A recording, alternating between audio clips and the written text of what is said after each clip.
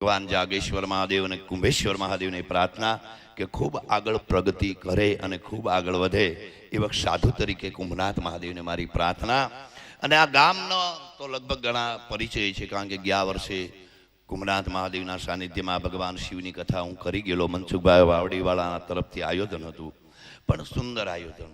પણ એક ખાસ સાધુને બેસાડી દીધા પછી ખાસ ધ્યાન રાખજો કે સાધુની અમન્યા જળવાઈ રહે, એને કોઈ તકલીફ ન પડે તો જ ધજાઓ અને દેવળો બાંધવા, તો જ ધજાઓ લરકાવી, નકર પછી દુઃખી થાય સાધુ. આજ ગામમાં તમે માતાજી માતાજી કરશો અને કાલ પછી પાછા એ નહીં માતાજીને તકલીફ પડે એવું જીવન ક્યારે નહીં જીવશો. ધ્યાન રાખજો ને. હરેકમાં ઈશ્વર બેઠેલો છે, તમારા મારામાં બધામાં ઈશ્વર બેઠેલો છે. તો એક સંત તરીકે આપણે એને ગાદીની આજે સાદર વિધિ કરી. જો કે પૂજ્ય વલ્કુ બાપુ, નીરુ બાપુ જેવા સંતો બેઠા હોય તો વધારે તો હું ન બોલું. એમના આશીર્વાદથી જેને ગાદી મળી હોય, જેને સાદર વિધિ ઓઢાડી હોય, એમાં તો કહેવાનું કાંઈ ન હોય. પણ મારી તમારી એક ફરજ બની જાય છે. મંદિરો બાંધવા સહેલા છે, જગ્યાઓ બાંધવી સહેલી છે, પણ એને નિભાવવી બહુ કઠણ છે. એ સંતોને પૂછી જવું, બહુ કઠણ છે. માટે દરેક ગ્રામજનોના ભાઈઓ, માતાઓ, વડીલો, બહેનોને નમ્ર વિનંતી છે કે કાયમને માટે દાન મહારાજની જગ્યામાં ધજા લહેરાતી રહે અને અન્નક્ષેત્ર કાયમને માટે ચાલુ રહે. એ આપણી મારીને તમારી ફરજ થઈ જાય છે. એટલું મારી વાણીને બોલી વિરામ આપી દઉં છું. બોલો કુંભનાથ મહાદેવ. હજુ આપણે ઘણા વક્તા સાંભળવાના છે અને ખાસ જેને પ્રવચનની મને તમને ઇંતજારી છે એવા પરમ પૂજ્ય વલ્કુ બાપુને પણ આપણે સાંભળવાના છે. દરેક વક્તાને વિનંતી કરીશ કે સમય મર્યાદામાં પોતાનું પ્રવચન આપે. સુરેશ બાપુ રામાનુજને વિનંતી કરું, આપ પોતાનું વક્તવ્ય આપશે. લોકાવિરામમ રણરંગધીરમ રાજીવ નેત્રમ રઘુવંશનાથમ કારુણ્ય રૂપમ કરુણાકરંતમ શ્રીરામચંદ્રમ શરણમ પ્રપદ્યે મનોજવમ મારુતતુલ્ય વેગમ જીતેન્દ્રિયમ બુદ્ધિમતામ વરિષ્ઠમ વાતાત્મ જનનમ વાનર્થુ મુખ્યમ શ્રીરામદૂતમ શણુ. બોલો રામચંદ્ર ભગવાન દાન મહારાજ કી જય. વંદનીય શ્રી વલ્કુ બાપુ, પૂજ્ય નીરુ બાપુ,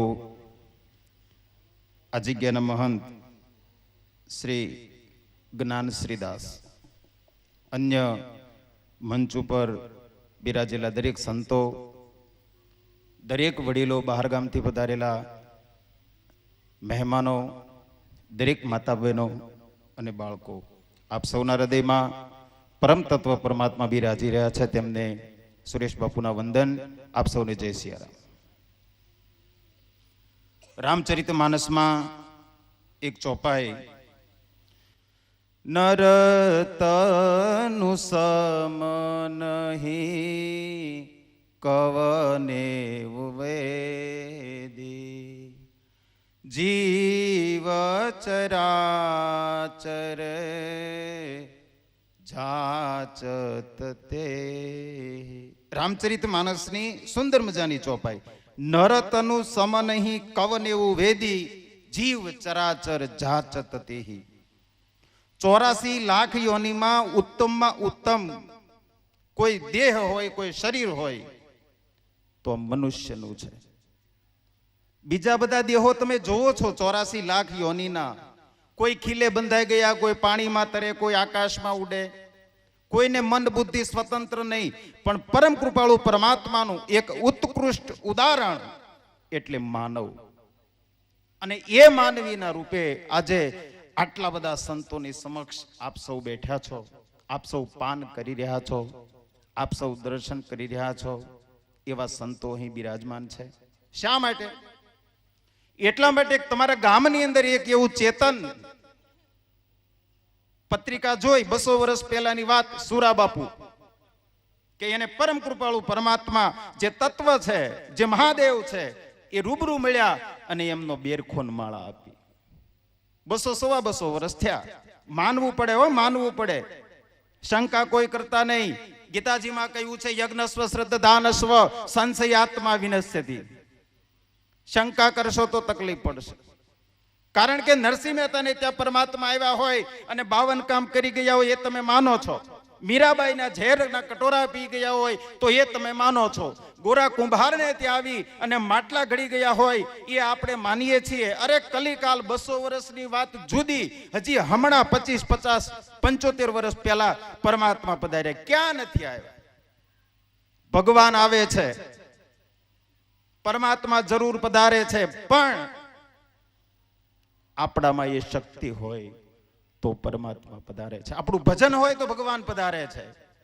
તો આજે બેન શ્રી ગાનશ્રી દાસજી આ જગ્યાના મહંત બન્યા. પણ હું તો એમ કહીશ, આટલા બધા સંતોએ આવી બેનને સ્પર્શ કરી, ચંદન કરી, શાલ ઓઢાડી અને બેનમાં પ્રાણ પૂર્યા છે. પ્રાણ. આ એક જ્ઞાન રૂપી તમારા ગામની અંદર સરોવર, ધ્યાન રાખજો વાલા, કોઈ તરસ્યા નહીં રહી જતા. કોઈ તરસ્યા નહીં રહેતા. હા, તરસ્યા ઘણા રહી જશે. કોણ રહેશે તરસ્યા? તરસ્યા આળસુ હશે એ તરસ્યા રહી જશે. આળસને ખંખેરજો વાલા. વધુ શું કેવું, આટલી બધી માતાઓ બહેનો છે, એની હાજરી છે, આટલા બધા વડીલો છે.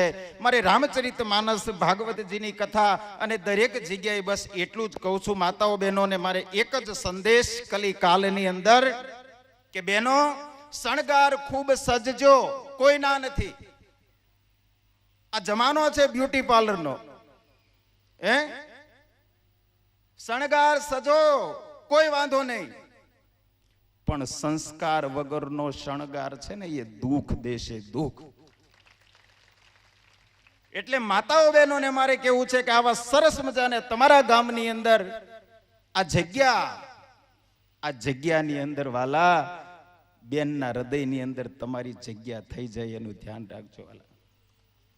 સંસ્કારનો વારસો તમારા ગામની અંદર આ સરસ મજાનો મળી રહ્યો છે વાલા, એનું જતન કરજો. સાધુ સંતોના આશીર્વાદ કાયમ માટે તમારી ઉપર ખૂબ ખૂબ ઉતરી રહ્યા છે અને ઉતરશે. આટલું કહી મારી વાણીને વિરામ આપું. સમય બહુ ઓછો. આપ સૌને જય સિયારામ, જય શ્રી કૃષ્ણ. સુરેશ બાપુનો ખૂબ ખૂબ આભાર. જૂના સુરત દેવળના માન શ્રી દિલીપ બાપુને વિનંતી કરીશ કે તેઓ પ્રસંગોચિત ઉદ્બોધન કરશે. વચ્ચેથી બહેનો કે કોઈએ પ્રસાદ લીધા વગર જવાનું નથી. પ્રસાદનું મહાત્મ્ય બહુ હોય છે.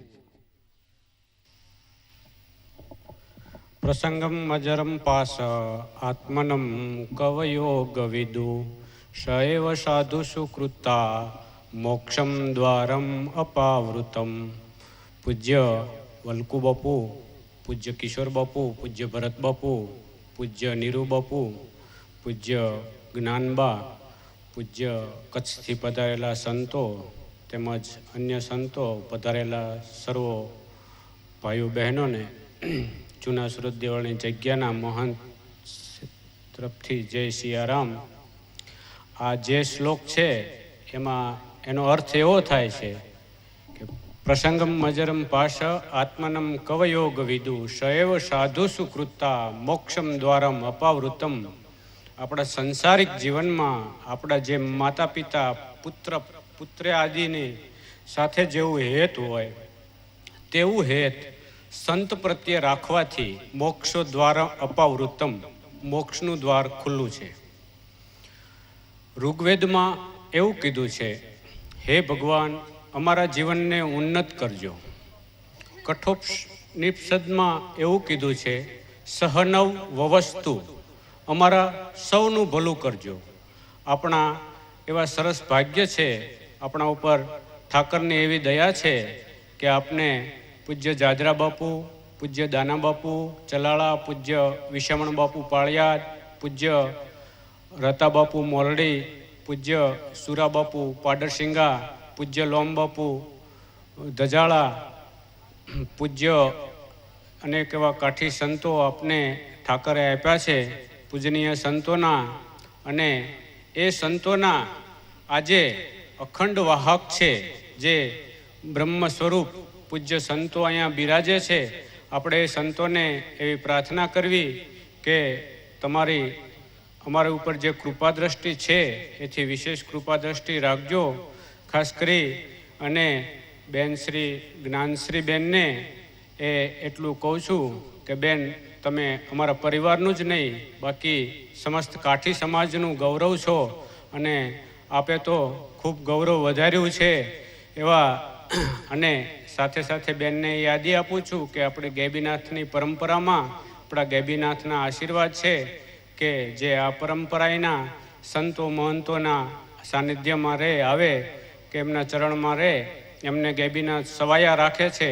આપને પણ ગેબીનાથ મહારાજ સવાયા રાખે એવી પ્રાર્થના કરું છું અને સંતોને પ્રાર્થના કરું છું કે અમારા ઉપર જે કૃપા દ્રષ્ટિ છે એથી વિશેષ કૃપા દ્રષ્ટિ રાખજો. અસ્તુ. જય સુરતદાદા. દિલીપ બાપુનો ખૂબ ખૂબ આભાર.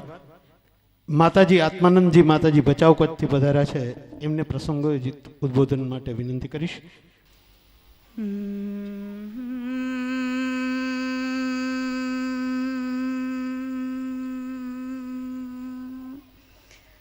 या देवी सर्वभूतेषु शक्तिरूपेण संस्थिता नमस्तस्यै नमस्तस्यै नमस्तस्यै नमो नमः. बोलिए श्री सदगुरुदेव की. આવી જે તો ના હાલે. બોલીએ સબ સંતન કી. સુરા બાપુની.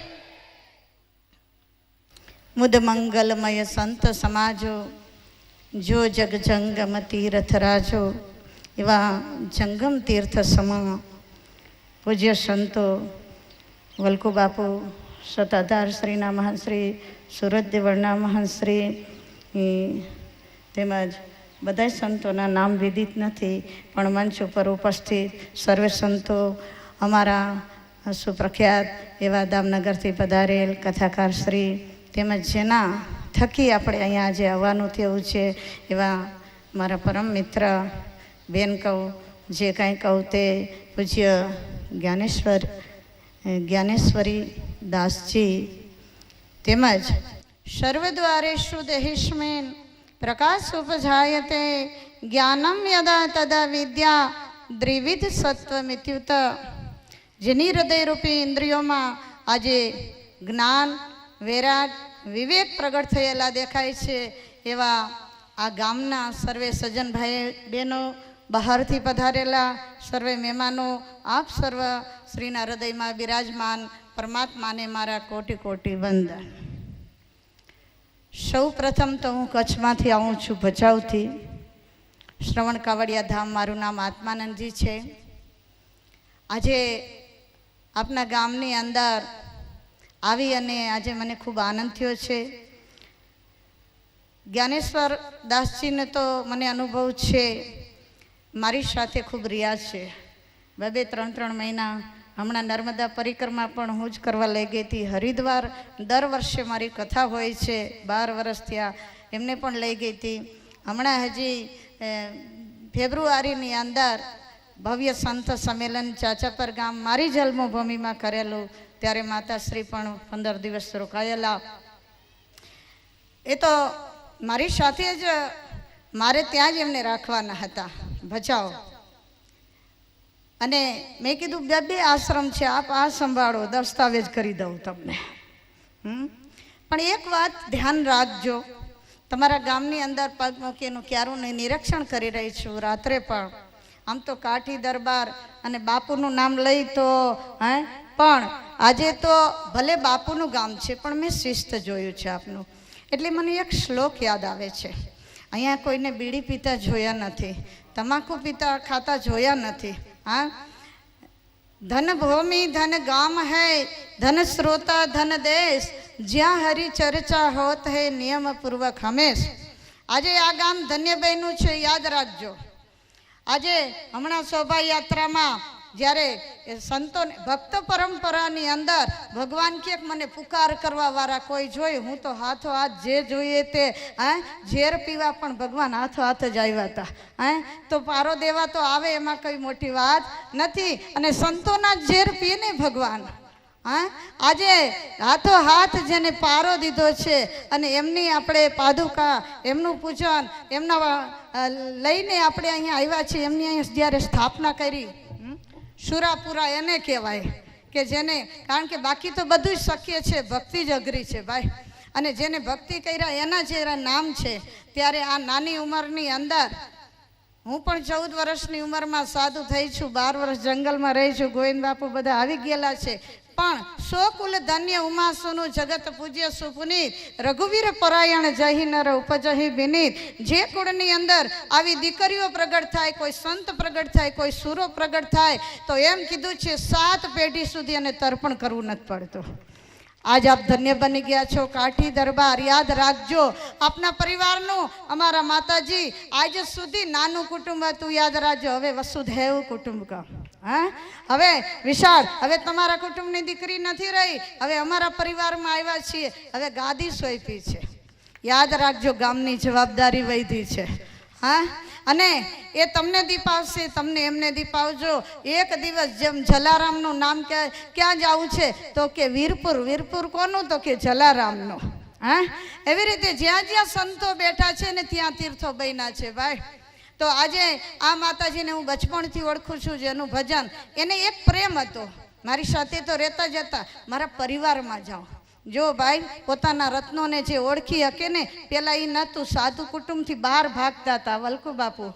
આપણે બધા બહાર જઈને ભજન કરતા, જ્યાં કોઈ મુવે રોવે ન કોઈ, અને દૂર જઈને. પણ હવે એક જાગૃતિ આવી છે, તમારી અંદર પણ આવી છે, કે જેથી કરીને કે તમે પોતાના રત્નોને ઓળખી શકો છો. હા, ત્યારે અમારે આજ સુધી તો હંમેશાને માટે સભાઓ કે જે કાંઈ લખાણ હતા, પુરુષ પ્રધાન જ દેશ રહ્યો છે કાયમ માટે. એમાં અમારા શક્તિઓનું સ્થાન, પણ આજે સંતો મહંતોએ પણ શક્તિને પ્રેરક બળ દેવા માટે જ્યારે પધાર્યા છે, અને આના બળ દેતા રહીએ, કારણ કે એની અંદર વાદ વિવાદો અમારામાં પણ હોય છે. હા, પણ એની અંદર અમારી શક્તિઓ આગળ આવે. માત્ર એક શક્તિ છે, યાદ રાખજો. તોરલે 3 નળ તાયરા, સાસટીઓને સધીર, જેસલ જગનો ચોઈટો એને પલમાં કીધો પીર. એ પણ એક કાઠિયાવાડની નારી હતી. હા, અને એટલી જ નહીં, પણ જેને તે આખા કપડાં ભરી બજારે ધોવા ગયો તો તેની શક્તિનું દર્શન કેટલું, એક નારીની અંદર એટલી શક્તિ છે. આજે શક્તિ સ્વરૂપા માતા અહીંયા બિરાજમાન છે. હા, એની અંદર ભક્તિ છે. જે કુળની અંદર પ્રગટ થયા એને તો હાથે પેઢી તર્પણ થઈ ગયું, પરિવાર સહિત હું જાણું છું, મારી પાસે આવે છે.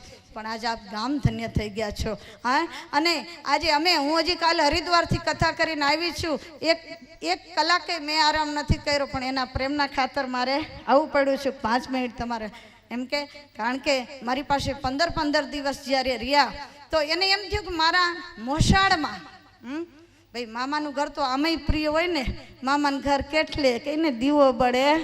એટલે તો આજે અહીંયા જે સંસ્કૃતિ હતી, અહીંયા જે એમનો લગાવ હતો, સંત ક્યાં બેસે એનું કાંઈ સંતની દિશા નક્કી નથી હોતી, ધ્યેય નક્કી હોય છે. આજે આ ભૂમિમાં આવીને એને ભૂમિ પસંદ કરી કે આ ભૂમિ ચેતન મારે કરવી છે, અહીંયા મારે ભજન કરવું છે. અને ભજન કરવાના ભાવ ભાઈ એ તો પૂર્વના પુણ્ય હોય ત્યારે જાગે છે, બાકી એમ જ જાગતા. એસો વરકો ક્યું વરું, કે જો જલમે ને મરી જાય, વરું એસો કે મારો ચૂડલો અમર હો જાય. હે, જેને શ્યામ સાથે સંબંધ બાંધ્યો છે એવા આજે પૂજ્ય માતાજી. વિશેષ તો શું કહીએ, પણ આપ સર્વનો આજે બીજું કે ખાસ શિસ્ત એ જોઈ અને ખરેખર ખૂબ આનંદ આવે છે કે આપ ન કોઈ બીડી, ન કોઈ તમાકુ, ન કોઈ આવું ને આવું શિસ્ત કાયમ માટે સંતોનું જાળવજો. આ ગામની અંદર સંસ્કારો તમને મળતા રહેશે, અને વ્યસનથી કાયમ માટે બચજો. એ વિશેષ કંઈ નહીં કહેતા, સંસ્કાર આવશે તો ઓટોમેટિક વ્યસન તો જતા, અને આ ગામમાં તો હશે જ નહીં, હશે તો પણ માતાજી આવ્યા તો બધું જતું રહેશે. માતાજીની સાથે તન મન ધન મારો જે કોઈ સહકાર જોઈએ તો હું કાયમ માટે આપની સાથે છું. હરિઓમ. મારી વાણીને માતાજીનો ખૂબ ખૂબ આભાર.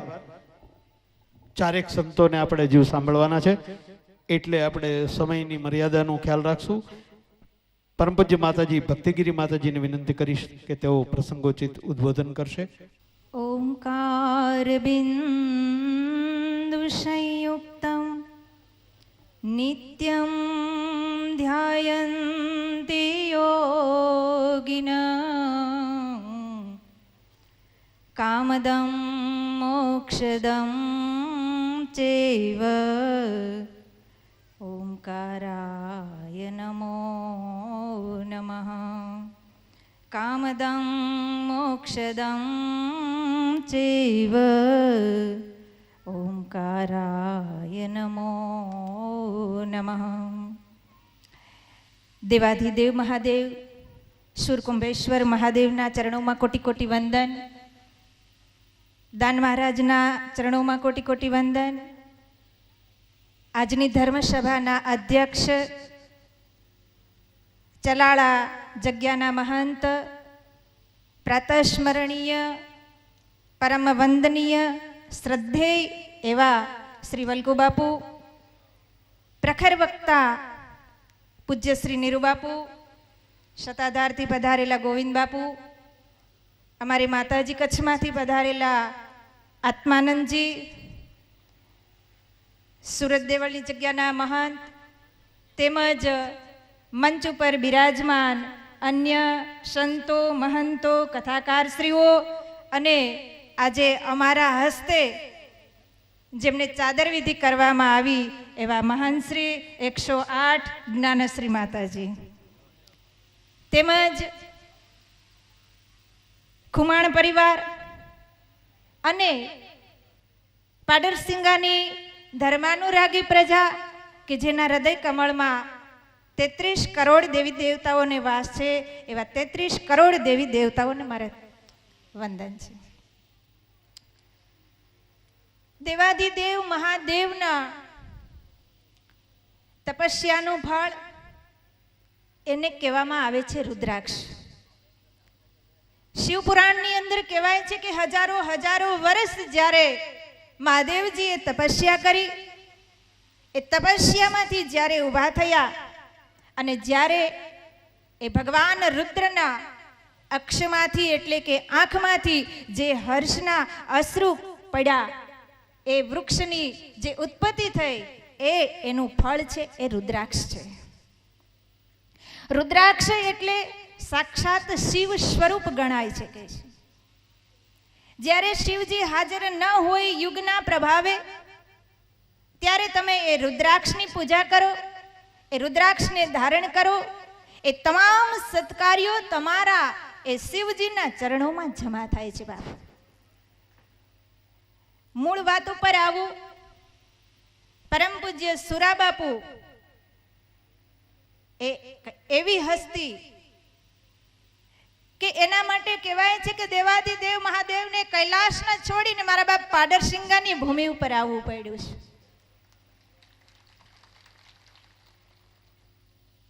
ભક્ત જ્યારે ભગવાન પાસે જાય એને જ્ઞાન ભક્તિ કહેવામાં આવે છે, પરંતુ જ્યારે ભગવાન પોતાનું સ્થાન છોડી અને દોડતો દોડતો ભક્ત પાસે આવે એને પ્રેમ લક્ષણા ભક્તિ કહેવામાં આવે છે.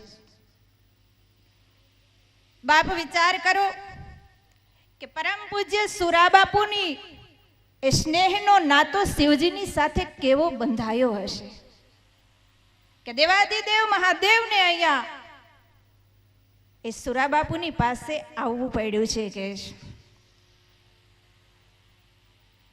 એ પ્રસંગને અત્યારે ઇતિહાસ બની ગયો છે.